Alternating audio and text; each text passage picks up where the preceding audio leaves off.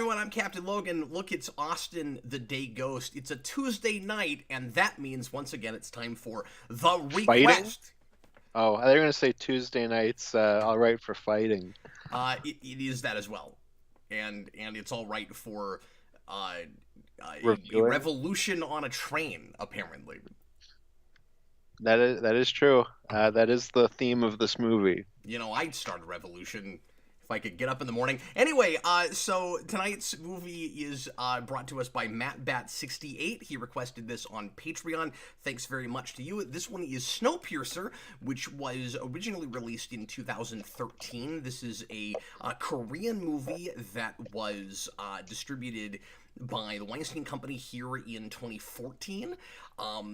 And so I, in the title, put this as 2013 because that was the original release, but here we got it in 2014, so most folks that are familiar with this will think of it as a 2014 movie. Wasn't totally sure which way to go, but I went ahead and went with the original release year. Anyway, so this movie Yeah, is that makes sense. 8 years old already somehow. I remember hearing about this a little bit when it came out, but Austin, I don't know if I ever saw a trailer for this or anything. I did. This was kind of one of those word of mouth things. It was like Snowpiercer, Snowpiercer. I never looked into it. I didn't know what it was. I didn't know it was dystopian. I didn't know it was science fiction. I had no idea what this movie was. Just that I was supposed to see it, and I never got around to it. See, I had the opposite. I knew about this movie. I knew it was like a train movie, and it was like an authoritarian thing. But I assumed everybody hated this movie, and I was Oh, like, oh, this is just one of those movies that nobody liked, and it disappeared.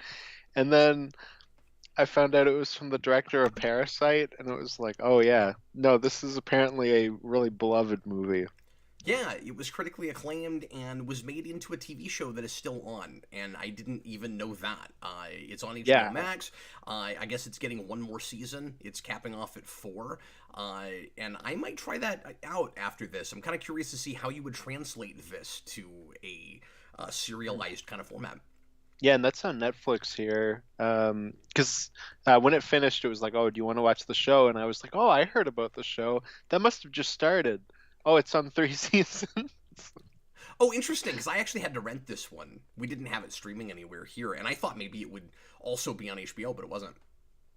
Yeah, that's weird. Yeah, both of them are on Netflix here, which is even weirder because the show is a Netflix original. It says on Canada, like it's got like the little Netflix logo on it. I think maybe Netflix made. Now that I say that, I think maybe Netflix made it, but it's on HBO Max now here. I don't know. It was a TNT thing. It wasn't. It, Oh, it, it didn't weird. air on HBO. Yeah, and I guess TNT isn't even doing original content anymore, or not scripted stuff. So this is apparently, I read, the last show that they'll have that's scripted. I Oh, guess. okay, interesting. Yeah, yeah. I At least don't that's know what I read. I don't know. those weird distribution rights between countries. Even though we're like you can literally throw a rock from my country to your country, it's a complete disaster on legal Oh, rights. it's crazy. But I think it's really odd that you have to get a passport just to like drive 10 minutes. Yeah, I I mean, know, it makes right? sense. They are technically different countries, but Hmm. Yeah, I guess. I don't know. I think you should just be able to walk over. you mean you can just walk over it? Yeah, exactly. Now we're going to obscure AVGN references. Anyway, so welcome if you're watching live. Thanks for watching after the fact. If you're doing that, we're going to talk a little bit about this movie. Neither of us had ever seen this before, as we kind of alluded to earlier. Apparently, Austin knew more about it than I did. It was funny. I was a little bit embarrassed when I got into this because you know what I thought this was. I had this conflated. I guess I thought Snowpiercer and Snow Crash were the same thing. I don't even know what that is. What's Snow Crash? Snow Crash is a like kind of heady novel that's also a sci-fi sort of dystopian thing. I think I've never read it. I had a friend that was obsessed with that book and had me borrow it at one point. I started it, but I never finished it. But that is about like virtual reality in the future kind of taking over and people living in a virtual world instead of like real life, sort of like what might be happening with the metaverse. And apparently that author, even I forget his name, but I read about this recently. He apparently kind of like not maybe didn't disavow it, but made sure everybody knew that he wasn't involved with metaverse and he wasn't like because he kind of predicted that whole thing. Hmm. But anyway, I think at some point just because they both had snow in them and they were sci-fi, I thought they were the same thing, but they're not. Yeah, no, that's a different movie. That's Ready Player One. That was a few years after this one. Oh yeah, I think I've heard of that. Yeah. No, I think you I reviewed it or reviewed that. something. I did. I like that movie quite a bit. Anyway, so let's go ahead and get into this. Austin, why don't you give us a brief synopsis of Snowpiercer? Okay, Snowpiercer is 1984 on a train. Like in the same way that Snakes on a Plane is Snakes on a Plane, this is 1984 on a plane. And You mean a train? do I? Yes, on a train. Do Whoops. I? Yeah, so it's, the people, like the lonely people. I guess they're not lonely. I don't know. I All said the lonely lonely. Yeah, people. all the Where lonely do they people. come from? Apparently, the back of the train Where is do where they they all come from. belong? You know what? That Beatles song is starting to feel more and more relevant. That the movie should have just been called Eleanor Rigby. Honestly, Yeah, absolutely. it's a better fitting title. You think so? Yeah, no, But it's a absolutely. train that is piercing snow. Yeah, but Tilda Swinton plays a character named Eleanor Rigby, so I think I don't know. It's coming together. Exactly, like some sort of revolution. Nine. This movie also could have almost been called like future Titanic or like reverse Titanic, because like it's weird. Like it's kind of Titanic Yeah, if but in reverse. like it's no only in that like the train is not is not destroyed by a glacier. Like it can go through all those. Oh, like And the glaciers are destroyed by the trains, so it's the reverse of the Titanic. no, I'm just saying that what, and we'll spoil this movie. I'm just saying that what brings the whole thing down is arguably like human condition and people not being able to get along and make a society work before it's like a a mistake in the way the technology was built. You know what I mean? Like the train works; it's perfect. Like it looks like it would go on forever. You know, unlike the Yeah. Titanic. But it is like Titanic in that it's, and we're gonna reference all kinds of stuff tonight because you can see lots of different influences with this movie. But it is, but it's like Titanic in that it also has like the poor people in the bottom of the boat as opposed to the back, and you know there's like a major kind of class warfare thing Oh going yeah, of on with course. it. Like, I don't know if you had that. I was thinking Titanic this entire movie. I wasn't, but when you say it like that, just the fact that it's on a vehicle like that, yeah, that makes sense. But anyway, Yeah, so they want to go from the back of the train to the front of the train, where Big Brother lives. So they got to get there, and then they go from cart to cart. That's the movie. I feel like your synopses are getting shorter. Well, to be fair, I started my synopsis like 8 minutes ago, so technically it was pretty long. Well, yeah, but that's just because, as always, I got right in the middle of it. Yeah, but it was accurate and it hit a bullseye of what the movie is about. Good job. Uh, it's very kind of mythic in nature, right? Like Yeah. it's kind of your Greek mythic hero who, and it's kind of hero's journey, but with a twist at the end, right? Where like Chris Evans plays a very not Captain America type figure that feels like he could end up being that by the end, and really isn't that, and we'll get into that. But it's kind of your initially anyway typical hero's journey in that you have a leader, a natural born leader that doesn't want to be that, so he does resist the call, and he has to go on a journey to discover the origins of the world essentially, and he has to uh, like climb his way to Mount Olympus to try to tear the whole system down, and it's the whole idea is kind of a conceit in order to create this very small society that is a that has a lot of parallels, of course, to the society that we live in, and to the ways in which history repeats itself, and that systems are always being created and brought down, and the a kind of contradiction in the human condition, that we always adapt and survive, but we also never learn anything. And I think that's ultimately what the movie is kind of about. When I guess like into the like mythic thing, you have that kind of, you have like the main goal at the end, but we're also just kind of dropping off into like little side adventures basically in different cars on the train.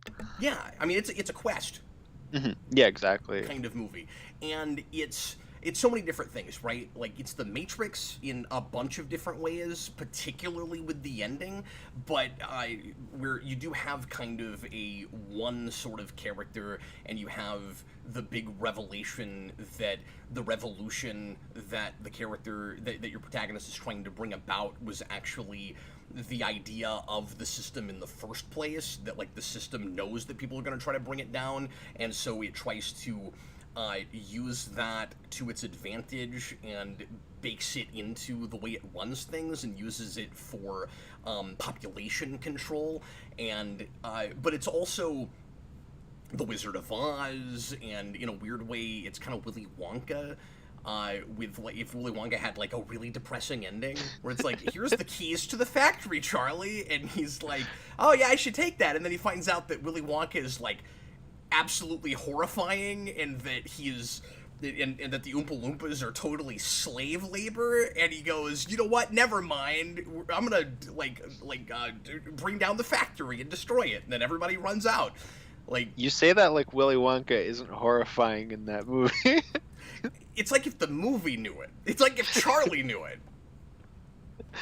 Yeah, it's fair. It's like if they like went off in the glass elevator at the end and then the floor dropped out, but Willy Wonka was like tied in, and Grandpa Joe and Charlie all fell out. Well, and I gotta say that I felt kind of proud of myself for thinking of Willy Wonka by the end of this, and then we got a comment earlier when I posted about this in the community tab, and the first thing the DJ said was, "Oh yeah, it's like Dark Willy Wonka," and I was like, "Oh, I'm not the only person that thought of that." Yeah, and Unknown Passenger said a thing about the Willy Wonka theory with this movie. So Yeah, I guess people have that. yeah, I don't know. And of course, the guy's name is Wilford. He's got a big W on his door. Like, immediately, I'm like, oh, he's Willy Wonka. Yeah, I wasn't really thinking. I mean, I've seen Willy Wonka once, so I wasn't really thinking about that. But And apparently, Willy Wonka it's a also big thing. has that really super creepy scene with a boat, and the train reminds me a little bit of the boat. And, like, there's a lot of Willy Wonka in this. Well, the last thing we did was also. I remember you were like, "Oh, this is very Willy Wonka-y," but I can't remember what it was that we talked about. No, it comes up a lot. Yeah, no, it has come up a lot recently. Yeah, I feel like You I just really see got it. that on the mind. I see it everywhere, and then I go like, am I looking for it? Am I reading into it? And then usually I'm not the only person thinking of it with whatever it is we're talking about. It's just really influential, but I think it's also just kind of a universal archetypal kind of story. You see, Cap wakes up, he goes to the It's that washroom. kind of haunted house thing, right? Yeah. Where you're going through a building or a facility or I don't know, just some sort of like mini self-sustaining society, and learning about all these different kind of aspects of it in order to parallel ours in some way. Yeah, you see, Cap, he wakes up every morning, he goes to the washroom, he looks in the mirror, and he sees Willy Wonka. Oh no, it's me! I'm He that sees him eccentric now, you everywhere. guys. Everywhere I go, I see Willy Wonka. You see your kids in their Oompa Loompas. But yeah, this has. I mean, I was thinking kind of myth before fairy tale, but it definitely has both of those things. Again, with the kind of, I don't know, Hobbit-esque sort of quest. Yeah, yeah, I hadn't really thought about that, but when you say it like that, that does make sense. Or And Byron, or Homer, or any of this stuff, right? yeah, there's an odyssey through the train. Yeah, exactly. Mhm. And very Yeah, often fits that hero's journey type to get to the main goal, and then obviously it's not that by the end. Yeah, well, and maybe even more Iliad than Odyssey, because with the Odyssey you've got, and again, your kind of typical hero's journey thing. Your hero has to basically descend into hell and then come back home and he's better for it, and like now he's the hero, like realized, and he's he's going to either like save his home or lead it now. Usually he'll come back and like be the king, and it seems like that's where this is going, and then it takes like a real tragic kind of turn where it's actually more because it seems like a descent into hell to in a way, but it's also, like I said, climbing to the kingdom of heaven. Yeah, yeah, no, it definitely has a bit of that because obviously you're going from the kind of uh, like dingier sections, you're going to the nicer spot, but obviously that's not really the nicer spot when you think about it. But Yeah, I mean, it's just, well, and I don't know if you had this, but throughout the whole movie, like it did a good job of keeping me guessing. I kept wondering, of course, what we were gonna find when we finally got to the tip top or the front of the train. So things get nicer, but also creepier and more disturbing as you go along. This is a really bleak movie. It's like as things get nicer, they also seem more screwed up to me. Especially because of all, like we mentioned slave labor earlier, like all of the kidnapping that happens from the back of the train with the kids and the violinist guy and other characters, and then you find out where they've been shoved into as you move forward and forward into the train with the more higher class levels of people, and you have this kind of hierarchy where each train is like a more upper class and then another upper class, and then it gets like really opulent and to an absolute absurd and unbelievable degree by the time you get toward the front of the car, where it starts to look almost like like Victorian era or something. It gets really bizarre. And then when you finally reach that last car, the whole movie I kept thinking, is Wilford going to actually exist? Like, I did have that thought too. yeah, Like maybe he's already dead or something, or he like was like an ideal, or that type of thing. yeah, he's just an idea that was created. Maybe Tilda Swinton is kind of created like the man behind the curtain sort of idea, where either there is a Wilford, but he's old and decrepit and can't do anything anymore, or he is or like you said, he's just an idea. There's actually nothing there. Maybe when Yeah, we like get maybe he there, died out like a few years ago or something. yeah, or you get there and there's like a silhouette, there's like a cardboard cutout or something. Where like if somebody peered in, they'd think there was a guy, and then you open It's the your door Doctor Strange. you open the door and there's nothing, and then You lose. Good day, sir. the further we got in the movie, and I can't explain exactly why, the more certain I was that there would be a Wilford.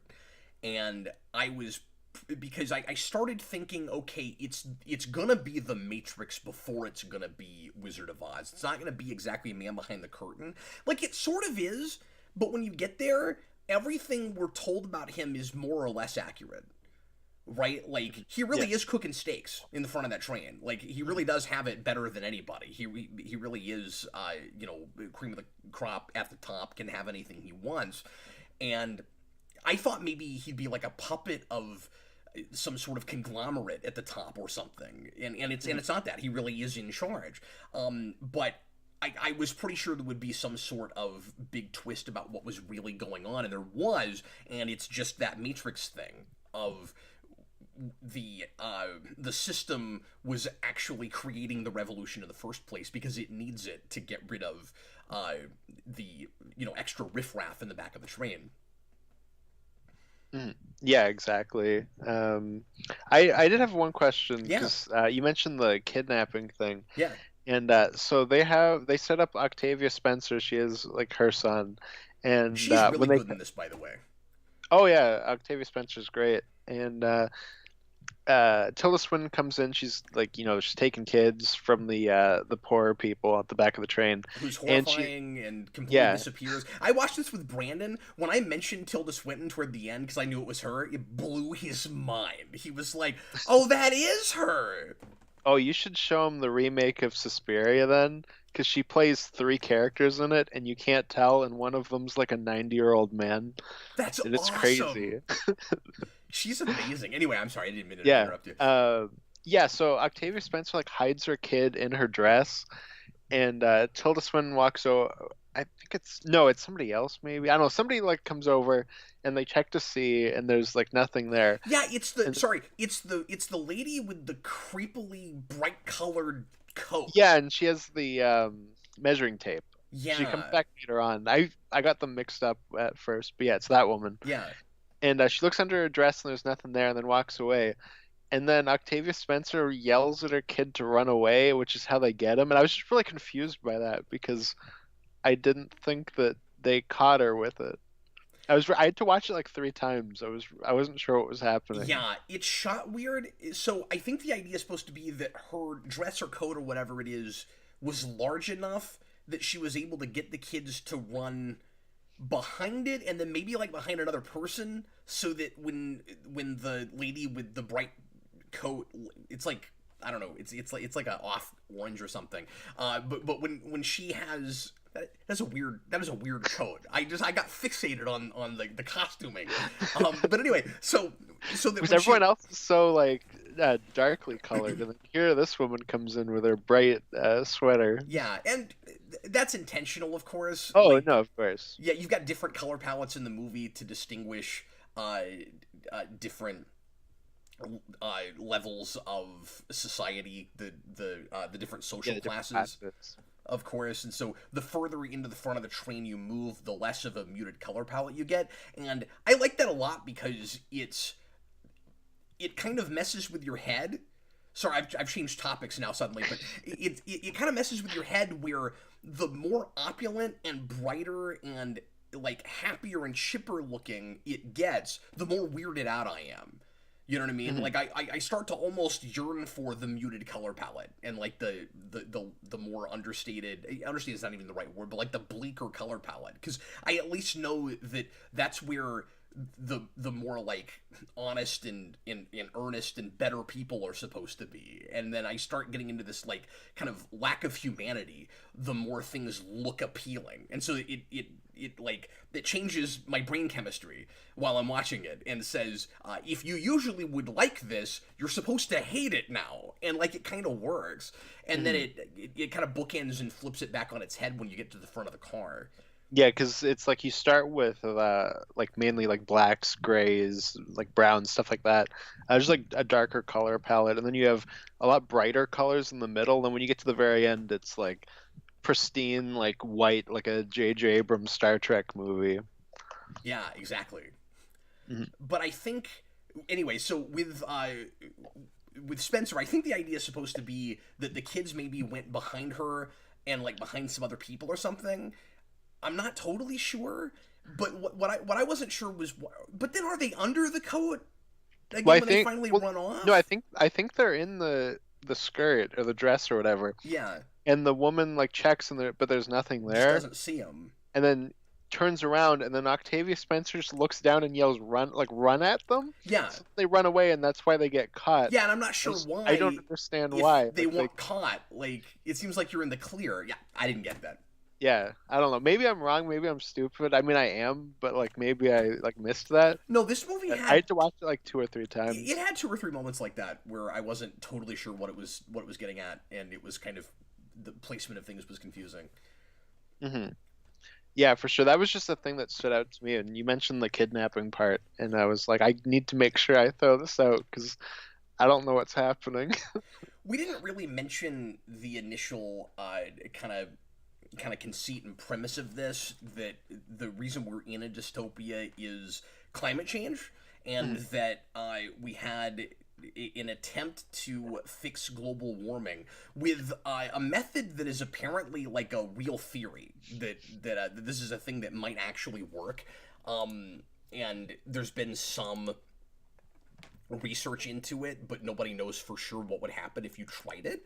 But it's called stratospheric aerosol injection, and you can look this up on Wiki. There's a whole article about it. It's a real thing, or it's a real theory anyway, of a thing you could maybe do. And the idea I like this as kind of classic science fiction because it's extrapolating into the future. Well, if we tried to clean up our own mess, instead of like naturally trying to reverse it, what might happen. And this says we create another ice age, and then the only people that survive somehow or rather made it into this train. And again, like, I'm throwing around the word conceit a lot. There are a lot of things that don't seem especially plausible with this movie. It's a real kind of heightened reality, and it's a lot like The Matrix in that way, where you have to kind of give it its premise, and then it becomes a lot more about the kind of allegory and the mythic nature of it, and what it's saying about the human condition and society. And even like The Matrix, it also has that kind of free will versus predestination thing in there as well. And like, The Matrix is my favorite movie. I've been able to, get over some of the impossible and like faulty premise stuff with that. So like, I give this movie some of that stuff. But I did find myself questioning through a lot of the movie, like, how did some of these people get on the train in the first place?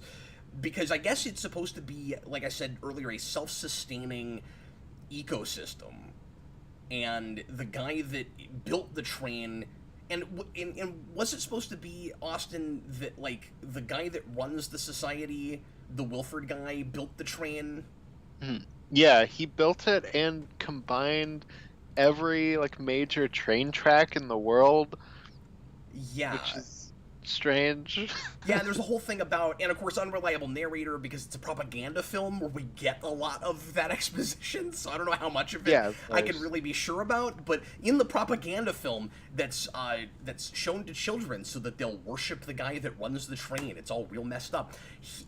We're told that people didn't like kind of made fun of him and thought he was crazy for this like wild ambitious dream he had to bring all the train tracks together, but then he manages to do it. So there's sort of the question of like, why was he allowed to do all of that, and how did he finally convince the whole world to have this kind of infrastructure? Was the train already moving when the climate was destroyed?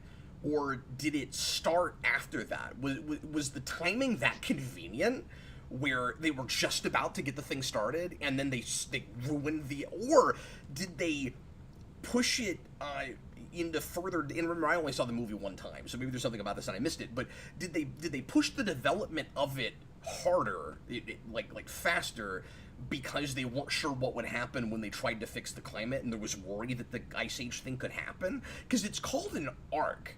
Like this is supposed to be like a second Noah's Ark. So, like, was it an arc on purpose? Or did it turn into that because it's the only thing that survived?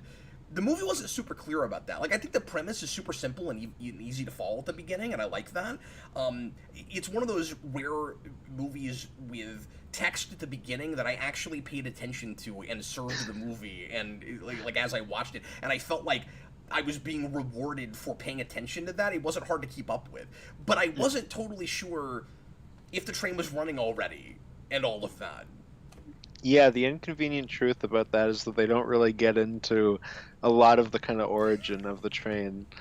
This is just a sequel to The Day After Tomorrow, I think. The whole entire world froze, and then they get in their train, and then they have to outrun the cold.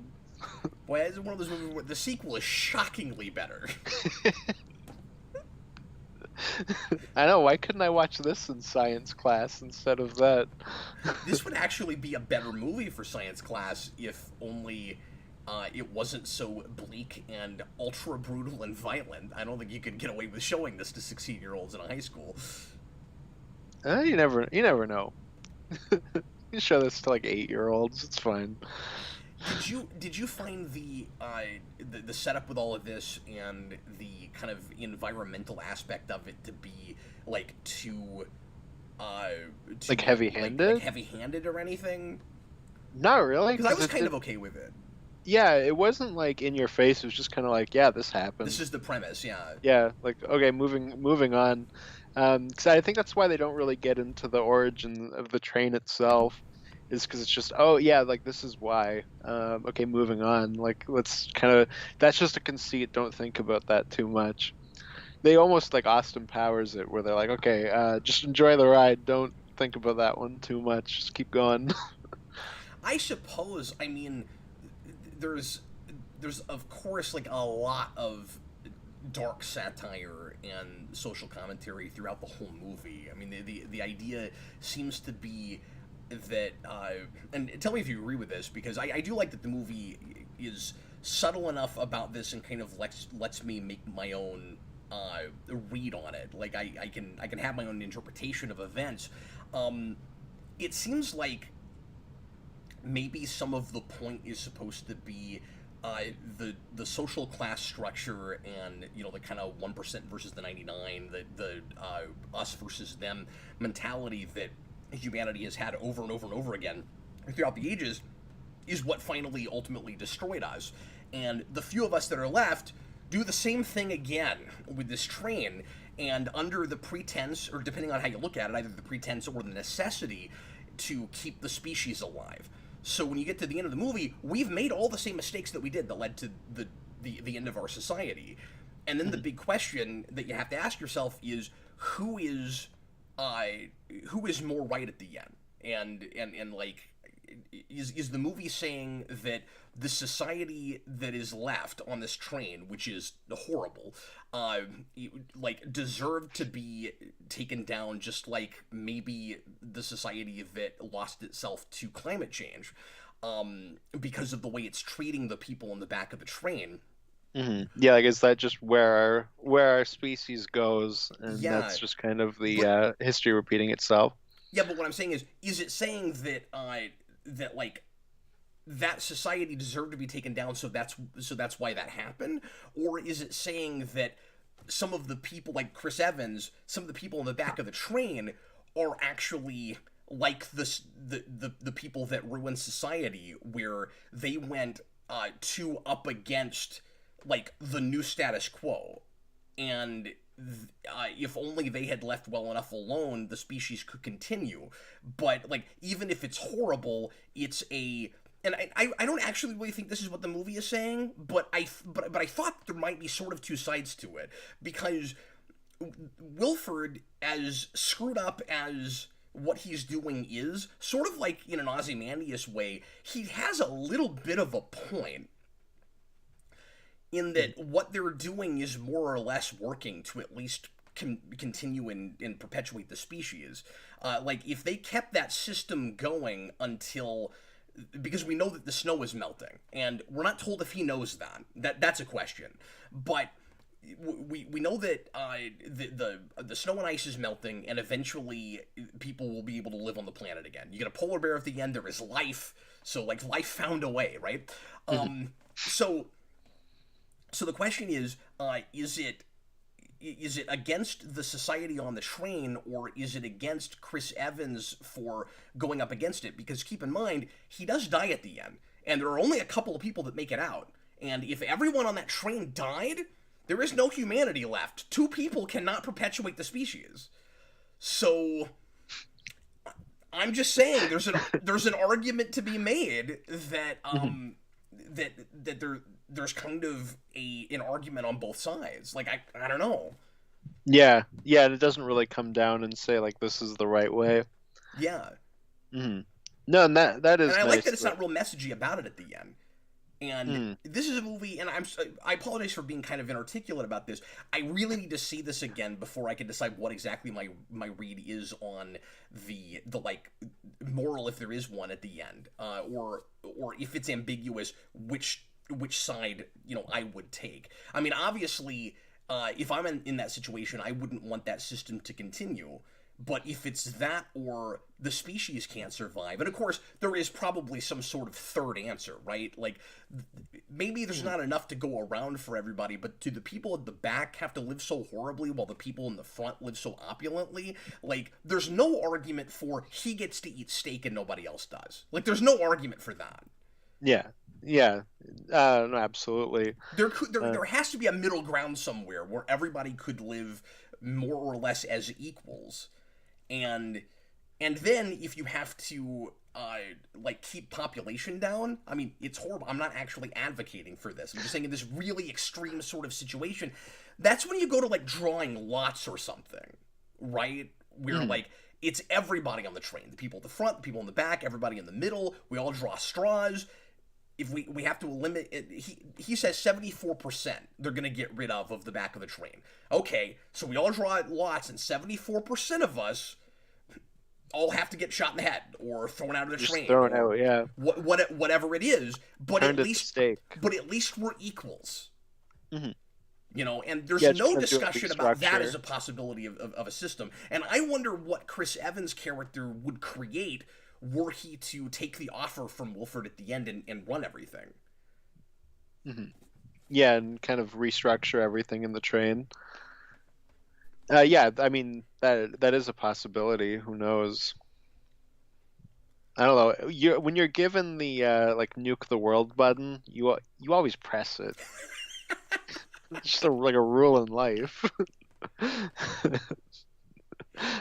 So that's as much of a read on the thing as I have right now. I have to say that I wasn't. We're 35 minutes in, and I'm surprised we haven't really gotten too much to just our Overall actual opinion. overall opinion of this movie. Yeah. It's a really interesting thing to talk about, and I kind of am more interested in discussing the choices that are made in the movie than I am with like my own feelings about it, because I'm not totally sure what they are. Like I said, I need another watch with this. This could be. I know I always go back to this, but this could be Fight Club again, where first time around it was interesting, but it wasn't appealing, and on a second watch, with that movie I got enamored with it and I loved it and I kind of wanted to keep watching it. This I don't have that yet, and I'm not sure why. I wasn't engaged with it as much as a lot of people seem to have been. Like it's more interesting to talk about than it was real engaging to watch to me. There were whole sections where I was having a hard time not zoning out a little bit, and Mhm. I but definitely had that. I thought it really came together at the end. I think it has a fabulous ending, but and like I kept asking questions that I was very happy to get answers to by the end. Like it's a real thoughtful movie. It knows what's going on. It's got everything figured out as much as it can with such a like outlandish sort of premise. Yeah.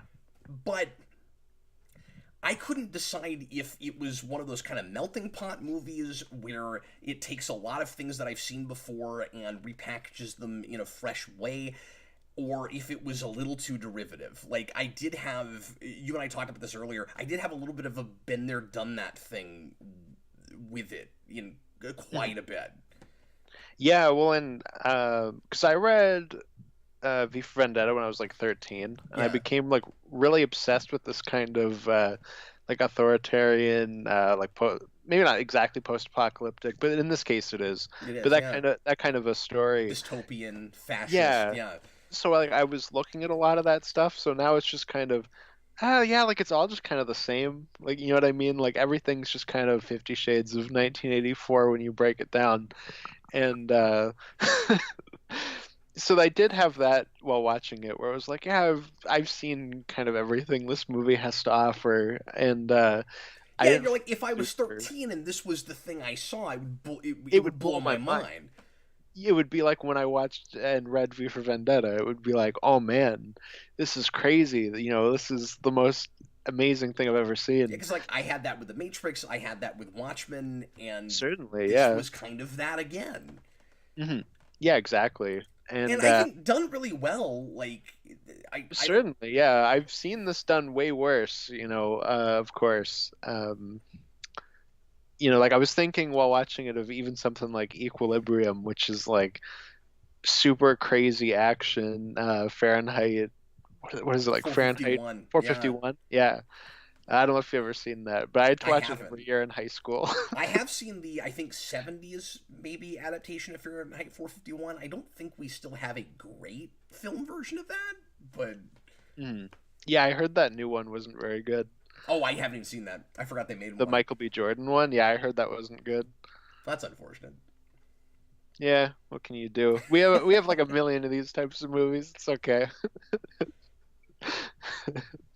So I mean, I don't want to sound hypocritical. I'm constantly praising things for making the old new again, taking things I'm familiar with and making them feel fresh and making me feel like it's the first time I've seen them before. All I can do when I give you a first impression of a movie is to say, here's how I'm feeling about it, and then work my way backwards and try to figure out why I feel that way. And this is an instance where I didn't feel like I've never seen this before. I was reminded of all the things I've seen that do this, and going, it's not really bringing a lot new for me. Like, it's not resonating with me the way it wants to, and the way that it would have, like, like you said, a lot of years ago.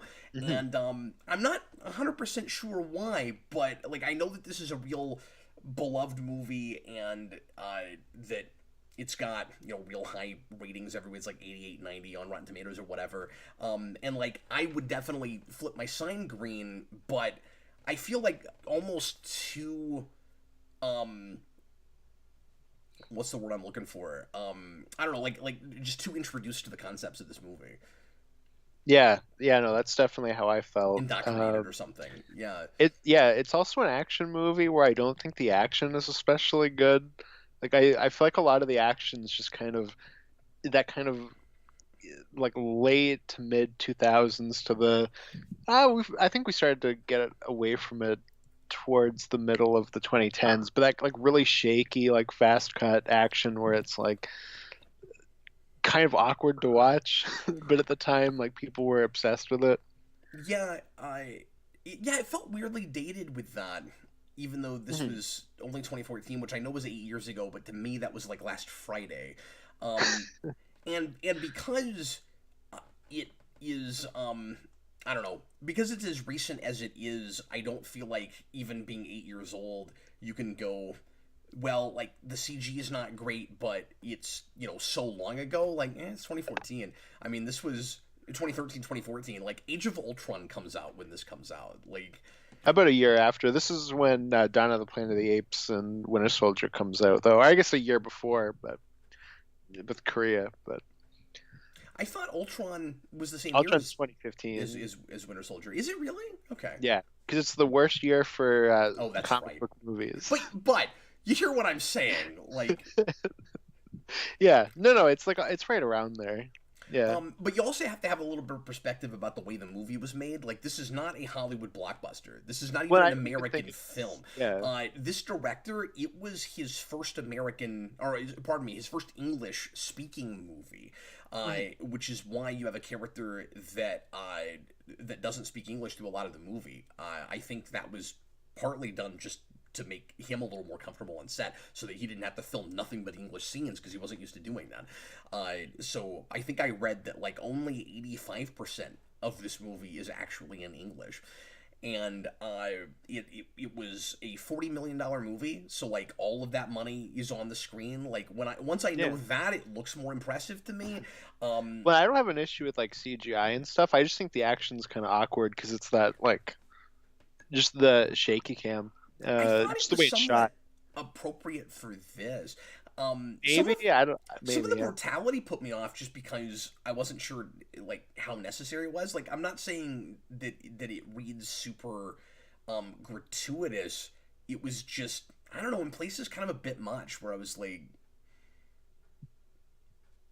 yeah, that's fair. It's hard to explain because like, maybe gratuitous is the right word, but it didn't come off like, oh, look how cool this is. Maybe it was just trying too hard to shock me. You know what I mean? Which can be different from gratuitous. What I mean is, if it's serving the story where like it has to be this bloody and edgy in order to tell the story it's telling, then it's gonna do that. And like, this is a really horrible environment. Like, I totally get why you would want to go that far, but there were just places where I found myself going like, yeah, I get it. Like, it sucks to live here. I'm with you. I get it. Yeah, I mean, because I don't really think about like gratuitous violence while watching things, so like I hadn't really thought about that, but I can understand like for you if it was too much. I just wasn't sure how appropriate it was in certain places, but yeah, that's fair. I don't know. I was watching stuff like that scene where the teacher starts shooting at them, Yeah. and I was like, wouldn't it be way like creepier if it was the kids instead? So Yeah. Actually, that would have been great. yeah, I had that thought while watching it because it played very like, oh my God, isn't this the most horrifying thing you've ever seen? And I was kind of like, wouldn't it be creepier if it was the kids though? Because they're like that That's such a great indoctrinated. that's such a great point. I didn't have that thought. But I was too distracted during that scene by two different things. And one of them was suddenly Victor Zsasz from Gotham shows up and Oh, he's is that who that playing is? exactly the same character. Yeah, and Oh this no. comes out during like the second season of that show, so he's not just in Gotham, but like has been shooting that just as he's making this, which is why he looks just like he does in that show. Because if he wasn't bald, I might not have recognized him. But he's not just that actor; he's Victor, and he's playing exactly the same character. He's talking the same way, and he's just running around shooting people and kind of gleeful about like that's their Victor Zsasz. And the other thing that I was really distracted by was, and again, saw it one time. Maybe it makes sense on a second viewing. The kids just disappear? Like, where did they go? They're Yeah, just gone. I think they probably like get up and walk away, but yeah, I don't know. Did they go inside the lady's dress? Yeah, Is that where they went? exactly. Colossus Rex says, still trying to figure out who repairs the tracks for the train. Well, that was a question that Brandon had, because Brandon's real into technical stuff, and he was so distracted by that through the whole movie, where he was like, so how are we clearing the tracks? It's a train. I don't understand. And then they finally, toward the end, show you, like, this thing is just a monster train, and nothing can knock it. And again, this is a conceit, right? That like it's just this amazing. You kind of just can't think about it. Feat Like of engineering, and I think they put in that scene to satiate people like Brandon who were wondering how there's no obstructions, and then we finally get to obstructions, and like it slams into stuff and it almost flies off the track, and I'm like, that's actually kind of going too far. Like if it does this on a yearly basis, there's no way the whole thing doesn't just topple over at some point. yeah, or just the damage over time of Yeah. like doing that. Even if it's like once every like a few months, like that would build up. I would have almost been more okay if they just didn't show us that. Like it's just it edges the conceit like a little bit too far out of Yeah. believable. Well, I also had this question: why does it need to keep moving? Because it's a train. Oh. I don't Are know. you It's with me just though? Like, okay, so it's a self-sustaining ecosystem, and they have all the resources they No, need. I did Nobody's have getting that out thought of the of train to get stuff. So it's like everything they're. I mean, it's Biodome, right? Like everything they're using is inside the train. movie, yeah. And No, I had thought where it was like this could have just been a building, but it's a Yeah. train because it's a movie. So they're like, wouldn't it be cool if it was 1984 on a train, on a train, yeah.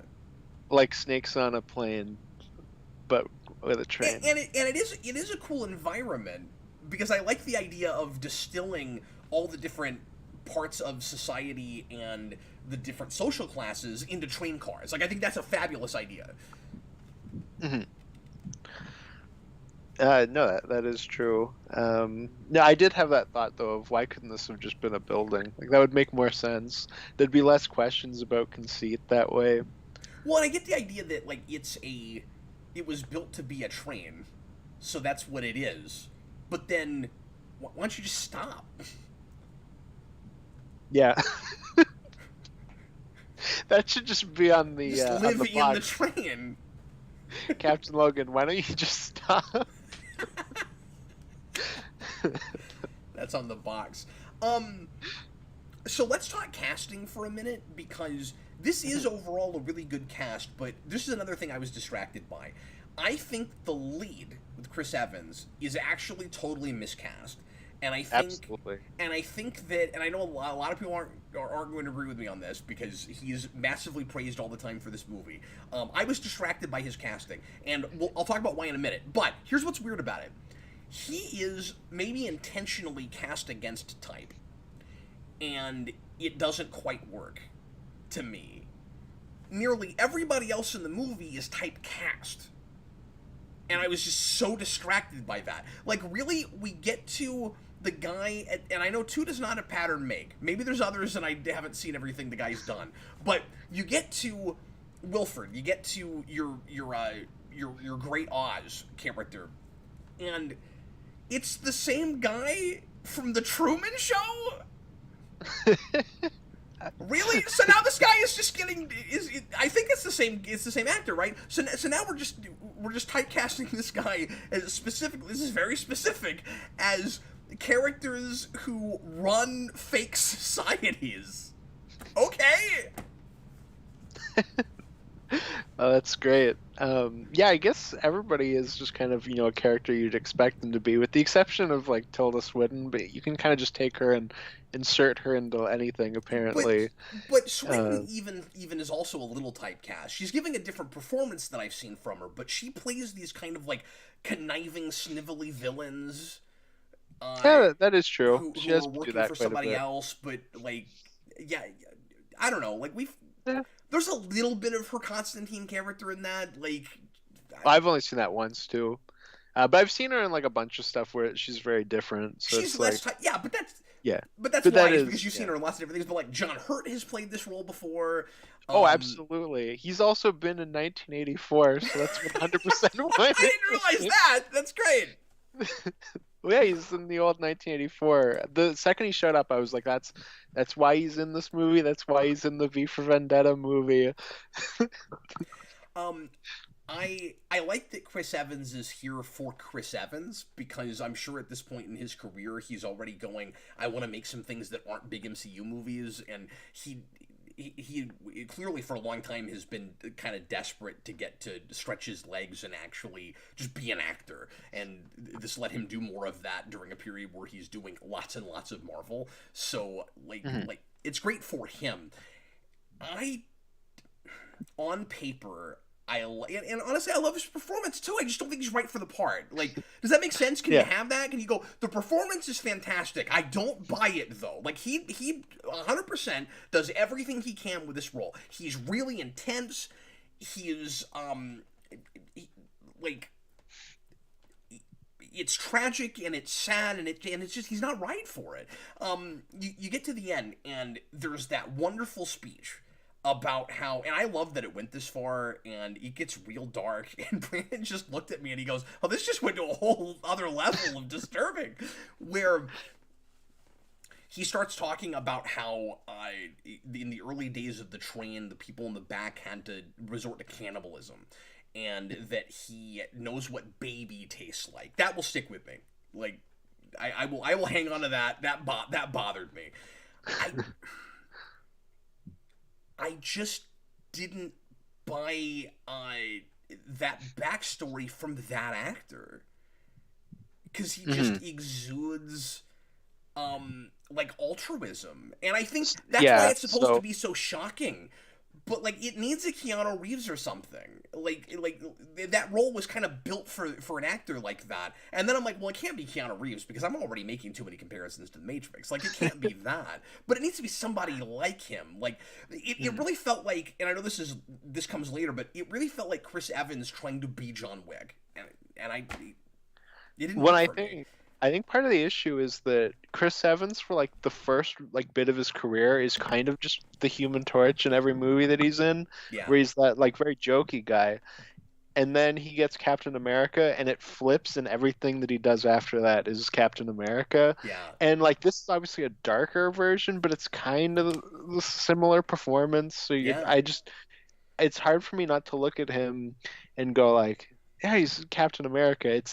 It's part of why the Lightyear trailer, I know that's out at this point, but I haven't seen it, but why that looked like a fake movie to me is that it's just, oh, it's Captain America's Buzz Lightyear. You know what I mean? Well, I think he is cast so that we'll be so shocked by that cannibalism reveal.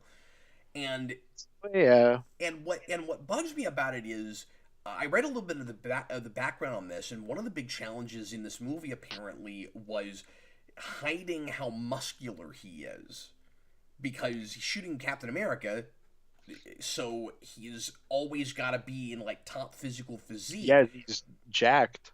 But he's got but in this he's playing a guy who's lived in the back of this train for 17 years, and he's like sustaining himself on these like really gross like insect bars. He wouldn't look like that. I also though have to say I don't understand how there's really any fat people on the train either. Yeah, no, that makes sense. Like how's anybody overweight? Like Yeah, I mean maybe I like do have, medical conditions or whatever, but yeah, I there's do more than a have, couple, I think. yeah, yeah, no, there I is. still see how it's possible. I do have like a reverse Bane thing with that, Yeah. where you're right, like he should be So I guess smaller. what I was trying to say real quick is, so cast somebody that's smaller. Yeah, yeah, exactly. Put Jamie Bell in the main character role. I don't know, but it's like the reverse Bane thing where you see him and he should be the smaller person, but he's Chris Evans, so he's giant.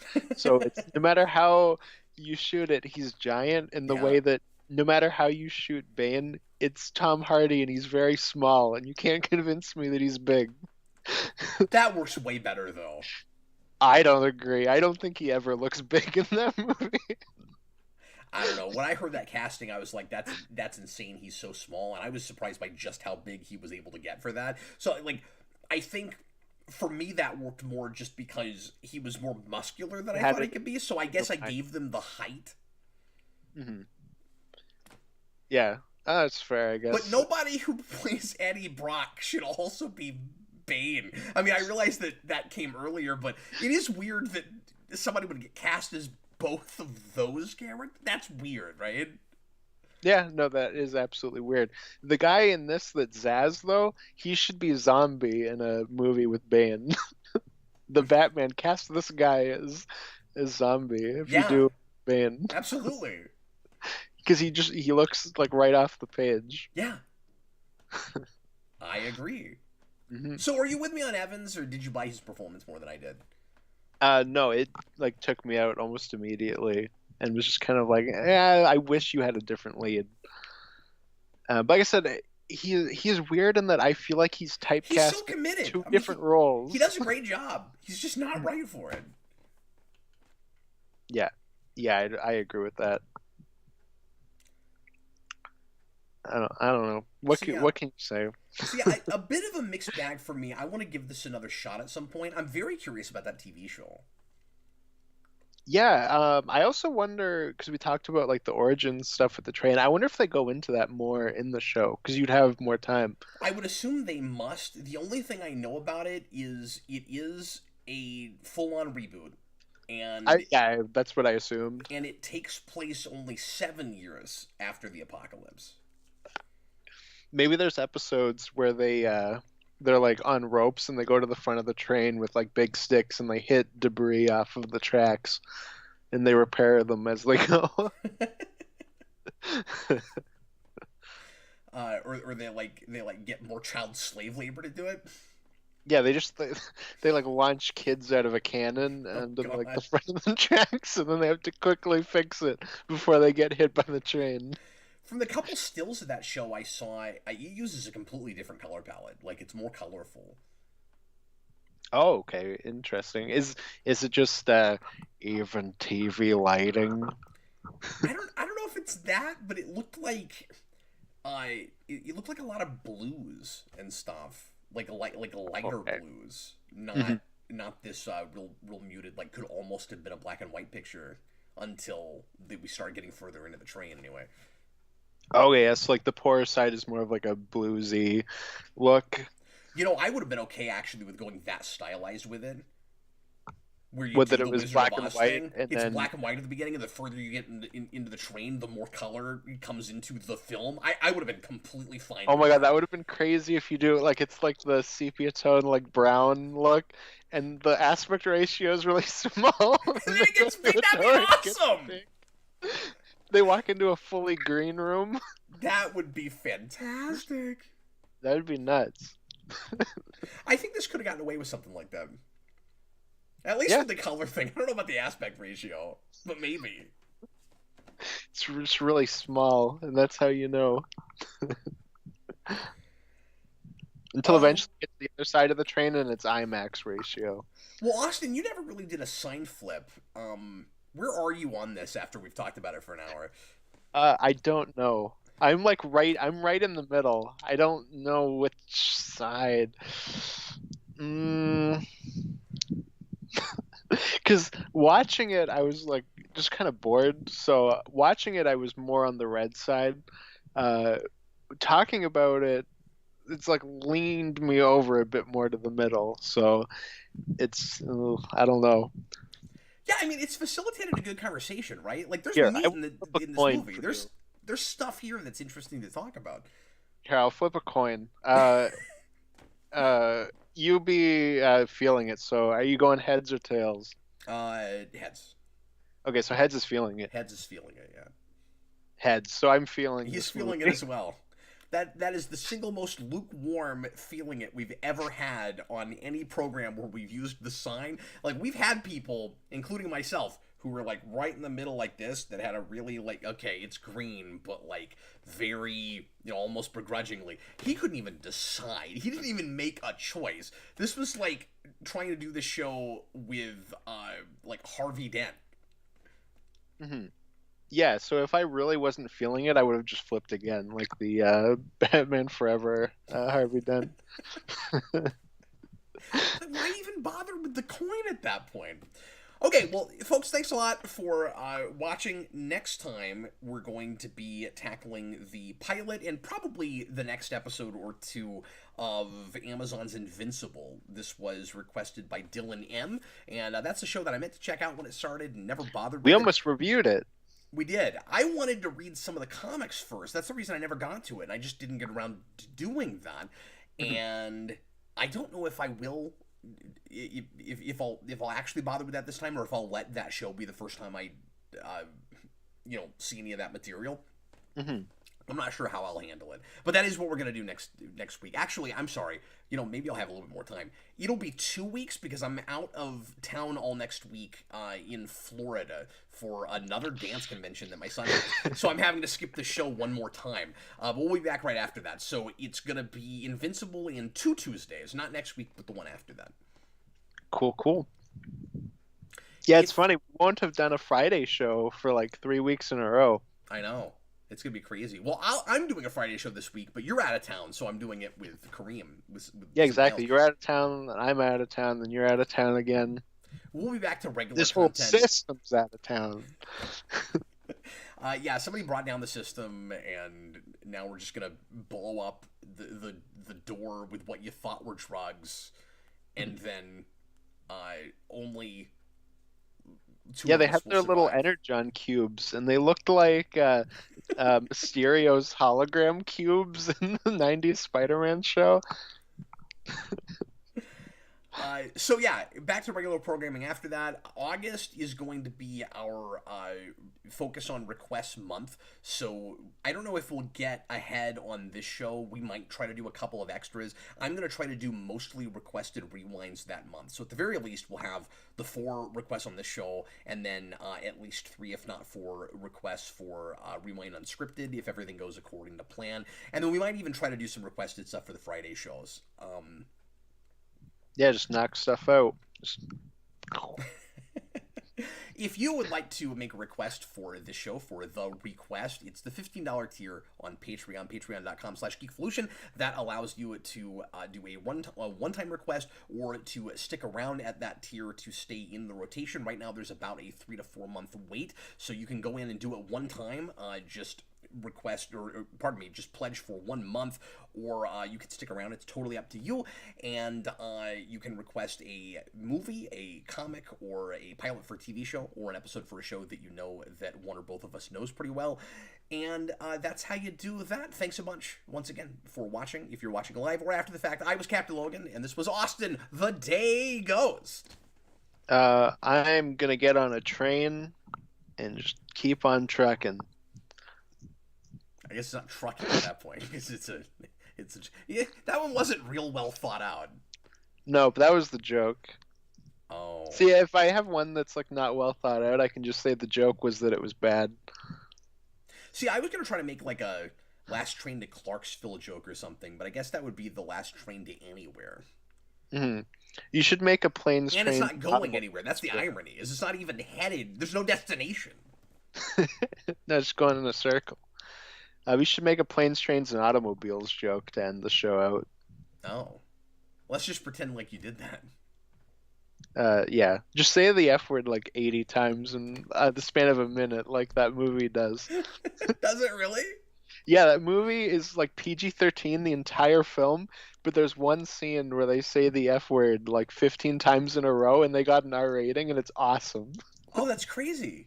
I didn't know that. It's so good. Yeah, because that's a Anyway, John movie. Anyway. let's bid everybody farewell. See you later, folks. Yeah.